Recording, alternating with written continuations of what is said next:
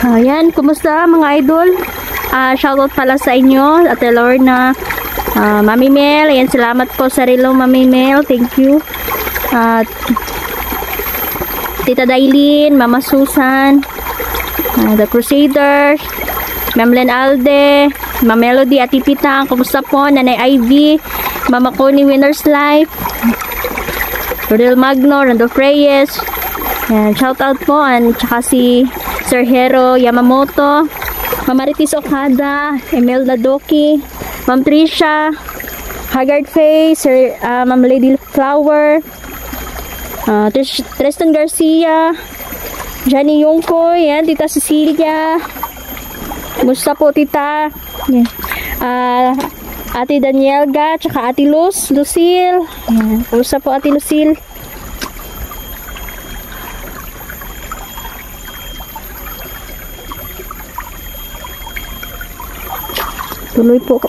Tuloy po kami ngayon dito sa exploration natin, no?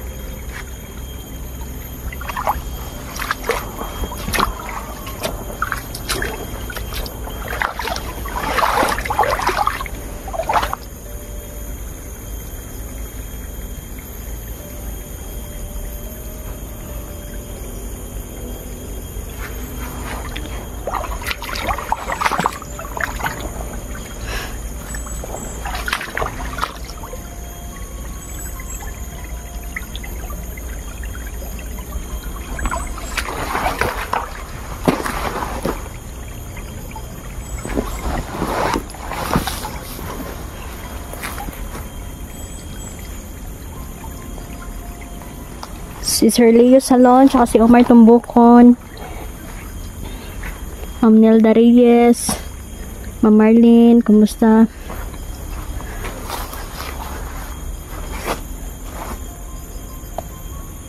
Si Ma'am Angeline, Ma'am Ging Mondeyat,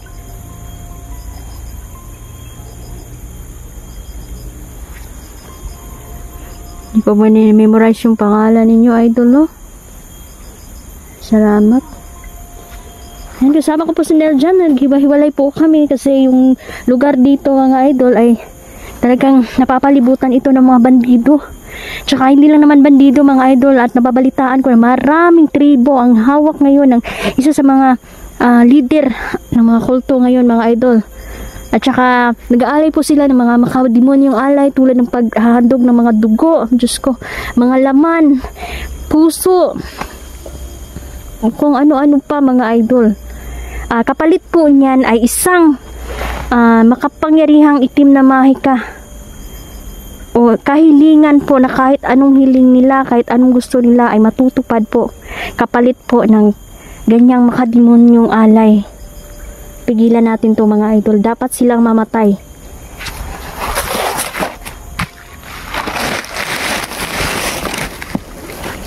Yung mga brujo mga idol, ayun yung mga naggayuma sa mga tao. At mabilis nila itong mapasunod sa kanilang gusto. Kaya nga, ang gusto ng aking mga kaibigan dito, natudasin natin ang mga masasamang loob na to.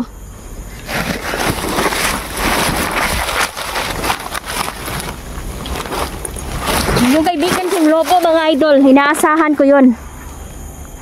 Sana mag-report siya ngayon. Kasi namatay na po yung isa sa mga brujo mga idol. Ang problema, mag-asawa ito at mas malakas yung babae. So kailangan ko ng gamit niya para mas malamang tayo dito sa laban. Buti na may gamit tayo sa kanya mga idol, no? Para matupad natin ang ating gusto na patumbahin yan.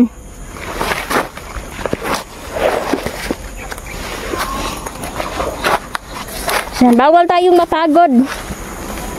Kahit pagod tayo, ano man mga idol, tinitiisan talaga namin, no? Tiis-tiis lang, kunting tiis lang talaga. Na-schedule kami sa pahinga mga idol, pero ngayon titiisin muna namin itong explore namin. Ramdam ko na nandito yung kaibigan kong si Lobo. Kaibigang Lobo, nandito ka ba? Kaibigan?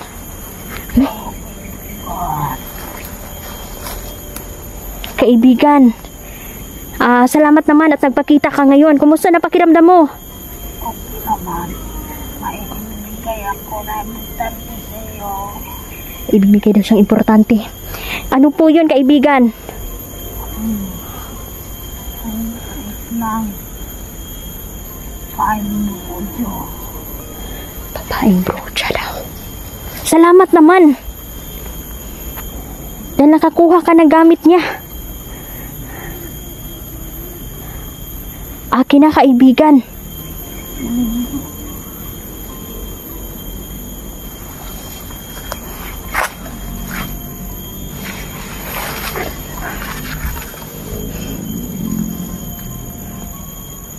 Sigurado ka bang sa kanya ito? Oo. Mabuti. Dahil sisimulan ko na. Ngayong araw na to. Ang pagpatay sa babaeng bruja. Kaibigang Lobo, nasaan sila ngayon? Saan sila ngayon? Naglulungga. Doon sa kabilang bundok. Sa kabilang bundok daw mga idol.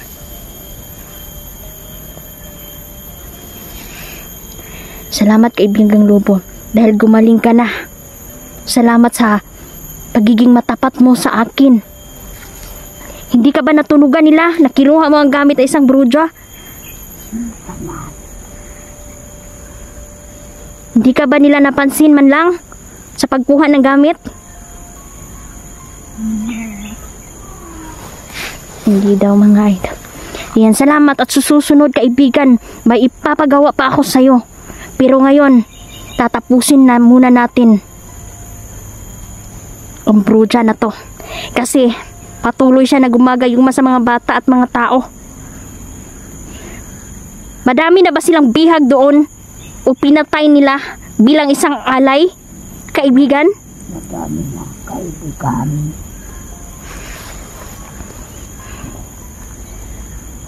Kaibigan, salamat. Ano pa ang mga impormasyon na gusto mong sabihin sa akin? Sabihin mo na kaibigan. Dapat tulong lahat. Sige po. Para hindi kayo matasama. Opo kaibigan. Salamat. Salamat po. At dapat kayo nakasal talaga. Opo. Para lahat. Ayan, salamat sa payo mo.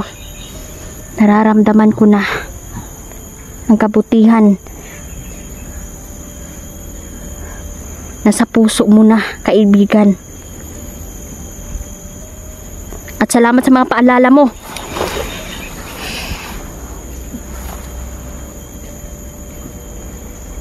Ano pa kaibigan ang dapat naming gawin?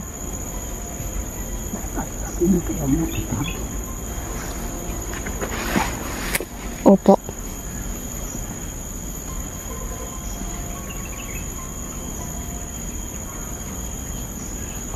So yan, siya si kaibigang Lobo mga idol. Na na-hypnotize ko at unti-unti na siyang nagbabago. Salamat kaibigang Lobo. Salamat sa mga impormasyon mo. At mag-iingat kami.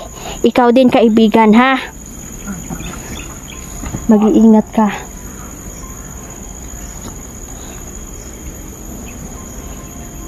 Patayin mo ang mga kaibigan mong duwende noon.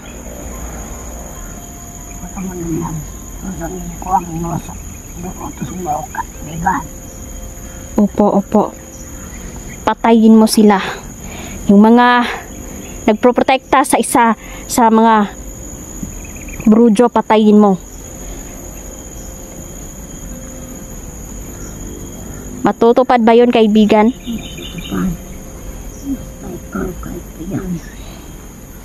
Mabuti. At salamat. Nasa kabilang bundok daw ang babaeng brudya, mga idol. Kailangan namin itong simulan. Kulamin, ibalik ang kulam sa kanya. Yung mga tribo, kaibigan, nakikita mo ba na may mga tribo silang bihag doon?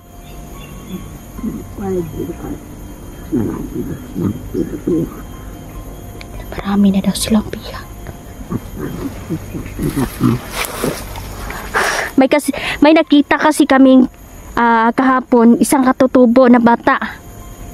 At nabasa ko sa isip niya, kaibigan, na yung mga isa sa mga pamilya niya o magulang niya ay bihag ng isa sa mga masasamang loob. Kaibigan, yung tribong wakwak, kasama ba nila? Dapat kayong pinagpagdod sa nalaysat niyo sa naman. Katutubo. Opo, kaibigan. Dapat daw namin iligtas sa mga katutubo. Dahil inuubos na ng mga tribong aswang ang mga ito. Salamat, kaibigan.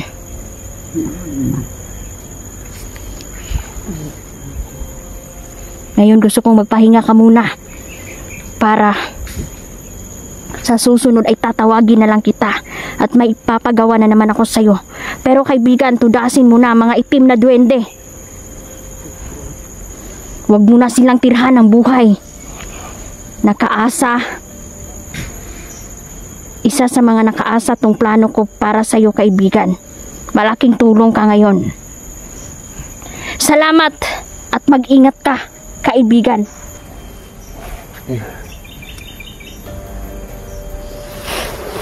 Nakausap ko yung itim na duwende. Nakausap ko yung itim na duwende.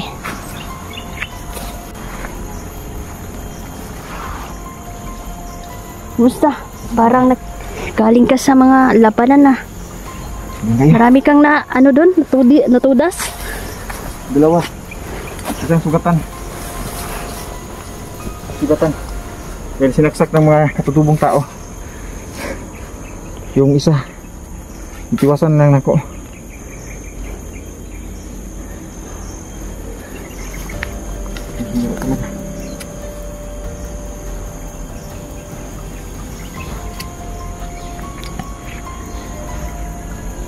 Lang na ito karon. May sinabi sa akin yung itim na duwende. Marami daw katutubo ang binihag ng mga, pero inuubos sila ng mga tribong aswang. Diyan, kailangan natin silang iligtas. Ayan, kalaban!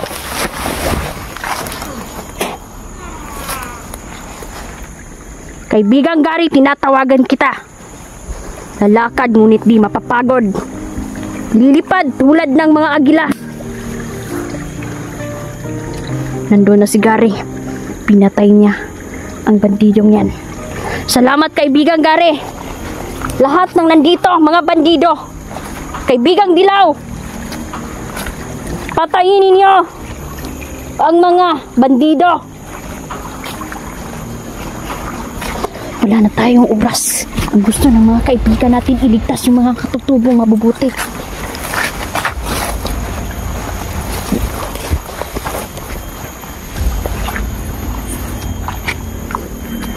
Dadanak ng dugo, mga idol. So kailangan namin tibayan ang aming sikmura dito dahil mababangga namin ang isa sa mga lidera ng mga tribong aswang at nagpaparami sila ngayon. Sabi ng itim na duwende na na-hypnotize ko sa kaibigang Lobo, unti-unti na nilang pinapatay ang mga katutubo. At yung mga bihag nila, Grabe na. kinakain nila. Kinakatay nila. Sabi na sila ba? Daw ito nagigay. Kabalo naman ta sa utok aning mga taong daotan. Nilalamo na sila ng kadiliman kaya kailangan na silang mamatay. Mamaya, sisimulan ko na ang pagkulam sa isang bruja.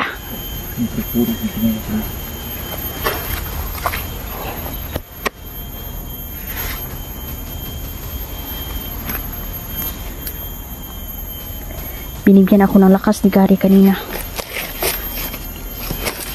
Salamat.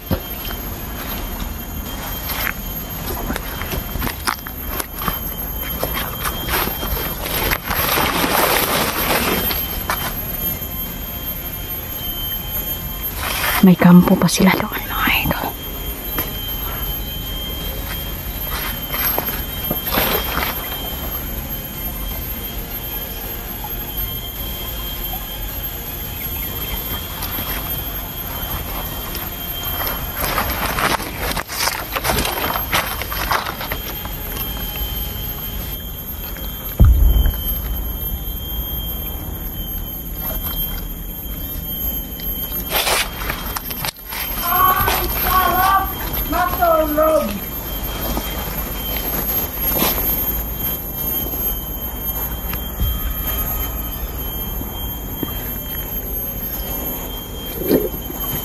Naririnig ko ang sigaw ng mga bandido.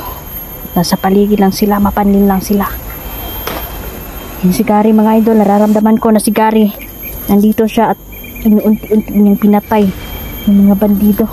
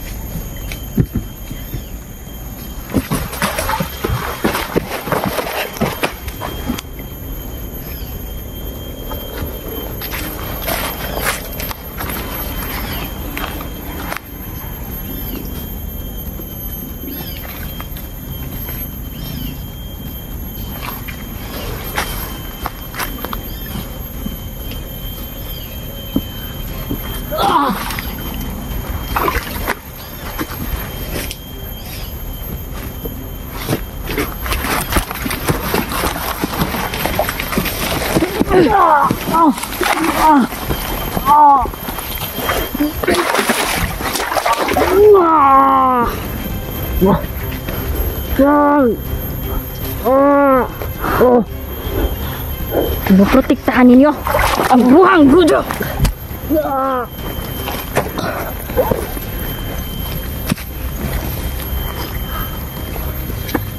Ngayon, wag. Say wag.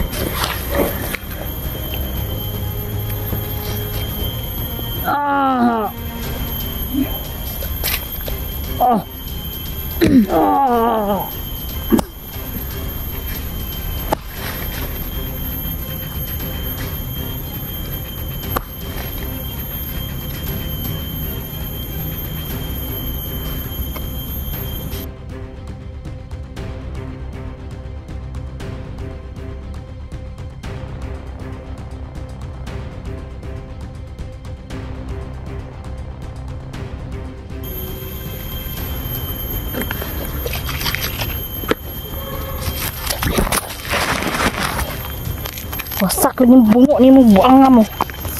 Sige mo pamatay tao. Gusto ninyong maghari dito sa mundo. Gawas laging paris sa mong dugong buanga ka.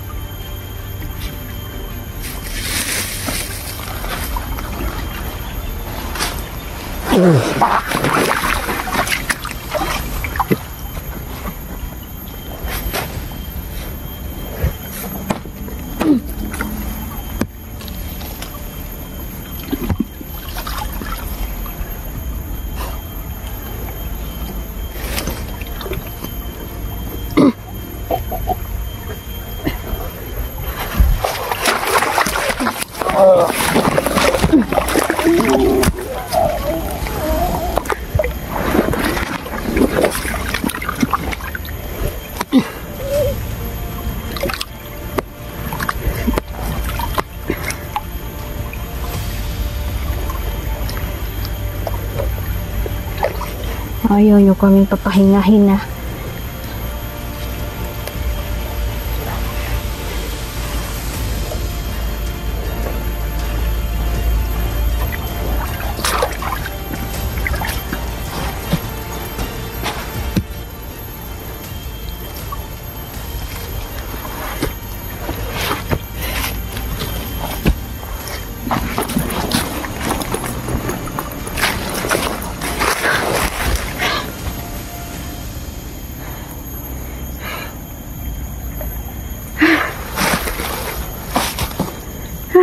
Diyos ko, sumusobra na talaga sila.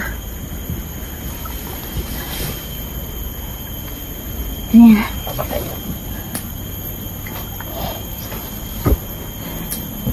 Sisilabasan na talaga. Tama yung sinabi ni Gary. May mga portals ang mga kalaban, mga idol. Nagbukas sila ng portal dito.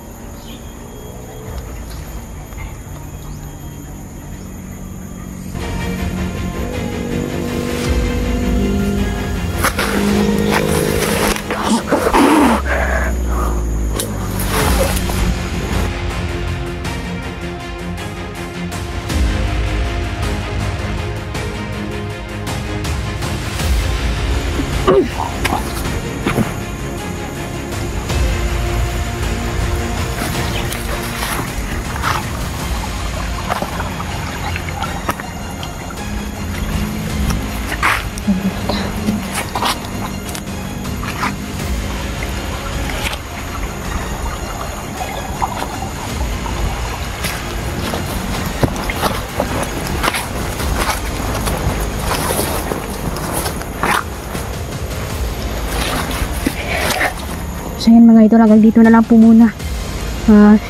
Sundan ko muna si Nel dyan sa itaas. Ang daming kalaban. Baka hindi alam ni Nel dyan na nagbukas sila ng portal, mga idol. Sobrang dami nila dito. Hanggang dito na lang po muna. Maraming salamat.